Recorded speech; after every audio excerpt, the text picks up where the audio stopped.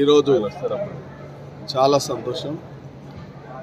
ఇవాళ శ్రీశైలం అత్యంత ప్రాముఖ్యత కలిగిన పుణ్యక్షేత్రం, అందులో శక్తిపీఠం కాబట్టి మేమందరం కూడా రాష్ట్ర ముఖ్యమంత్రి వర్యులు మన తెలంగాణ ప్రాంతంలో కూడా టూరిజం డెవలప్మెంట్ బాగా చేయాలని, పుణ్యక్షేత్రాలను బాగా డెవలప్ చేయాలని ఒక ఆకాంక్షతో మేమందరం కూడా నిన్న మా జిల్లా ఇన్ఛార్జ్ మంత్రి రాజనరసింహ గారు, అదేవిధంగా జూపల్లి కృష్ణారావు గారు, అదే సంపతన్న గారు, మేమందరం ఎమ్మెల్యే వాళ్ళ వనపర్తి ఎమ్మెల్యే మేఘకృష్ణ గారు, రాజేష్ అన్న నాగరకంలో, అదేవిధంగా కల్వకుర్తి కసిరెడ్డి నారాయణ రెడ్డి గారు అందరం కూడా రావడం జరిగింది.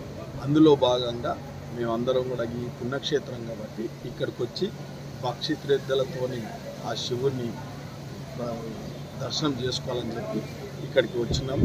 చాలా మంచి దర్శనం అయింది.